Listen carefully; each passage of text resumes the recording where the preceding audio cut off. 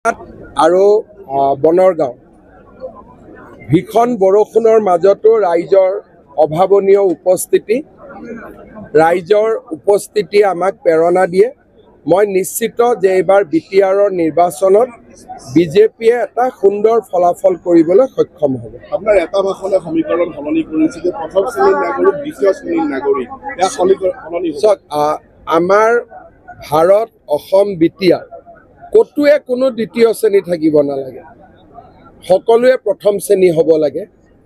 যদি সকলোৱে প্ৰথম শ্ৰেণী হয়, বিটিআৰ অসমৰ ভিতৰতে আটাইতকৈ বিকশিত অঞ্চল হ'ব, তাক মই বিশ্বাস কৰোঁ। দ্বিতীয় শ্ৰেণী আছে, যোনে অৰুণোদয় নাই পোৱা সি দ্বিতীয় শ্ৰেণী, যোনে ঘৰ পোৱা নাই সি দ্বিতীয় শ্ৰেণী, যোনে মাটি পোৱা নাই সি দ্বিতীয় শ্ৰেণী, আৰু যোনে পাইছে সি প্ৰথম শ্ৰেণী। গতিকে সকলো সমাজতে প্ৰথম শ্ৰেণী দ্বিতীয় শ্ৰেণী আছে।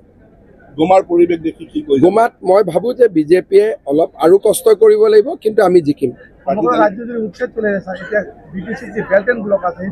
বিটিচিটো মানুহে প্ৰথমটো মাটিৰ কাগজ পাব লাগিব। এতিয়াতো বিশ্ব বসুন্ধৰাৰ পিছত ইয়াত কি বুলি কয় বিশ্বমুটাৰী চলিছেহে, গতিকে তাৰ পিছত হ'ব এইবিলাক। গতিকে প্ৰথম বিশ্বমুটাৰীটো ভাল কৰি হৈ যাব দিয়ক।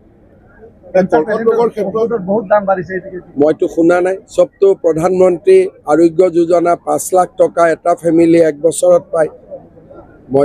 মইতো ভাবোঁ সকলো মানুহে সন্তুষ্ট হৈ আছে।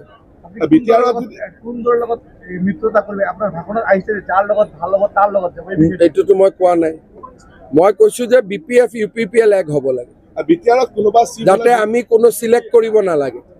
ইলেকশ্যনৰ পিছত হওক আগত হওক, BPF UPPL এক হ'লে আমাৰো কাম কৰিব সুবিধা। বিটিআৰত আন্দোলনৰ চিফ হ'লে বিজেপিৰ ডেপুটি চিফ থাকিব নেকি?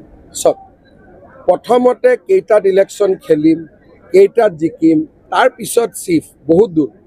কিন্তু এইটো ঠিক যে আমি বিটিআৰৰ ৰাইজৰ যি এটা আন্দোলন কৰি পোৱা বিটিআৰ, গতিকে তাৰ সন্মান আৰু তাৰ যিটো সেন্সিটিভিটি সংবেদনশীলতা তাক বিজেপিয়ে সদায় ৰক্ষা কৰিব।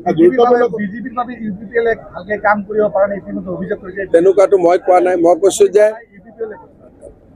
চব মই ভাবোঁ যে UPPLও ভাল কাম কৰিছে, BPFও ভাল কাম কৰিছে, সকলোৱে ভাল কাম কৰিছে, কিন্তু কৰিব আৰু বহুত বাকী আছে। কৰ্কট ৰোগৰ ক্ষেত্ৰত চৰকাৰে যিটো কেমো বিনামূলীয়া হেৰি কৰা চব বিনামূলীয়া আছে।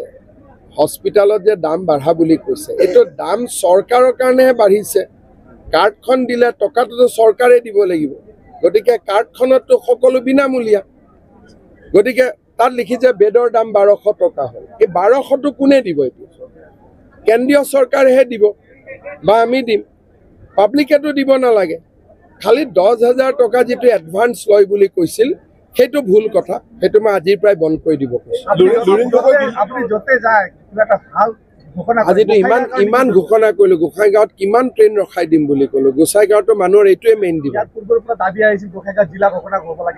জিলাৰ কথাটো পিছত আহিব। এতিয়া মেইন কথা যে ৰাইজে এইটোৱে বিচাৰে যে ৰেল অলপ ৰখিব লাগে। চবেইতো এইটোতে আটাইতকৈ বেছি তালি মাৰিলে। ৰাহুল গান্ধীৰ মিলন চব আছুৰ নেতা, যি আছুৱে বিদেশী বহিষ্কাৰৰ কথা কৈছিলে, যি আছুৱে 855 জন শ্বহীদৰ কেঁচা তেজৰ বিনিময়ত ৰাজনীতি কৰে, সেই আছুৰ প্ৰাক্তন সাধাৰণ সম্পাদকে যেতিয়া 855 জন শ্বহীদৰ হত্যাকাৰী ৰাহুল গান্ধীৰ ভৰিত পৰে, চেহেৰাটো আৰু ফটোখন দেখিবই ভাল নালাগে। চলক।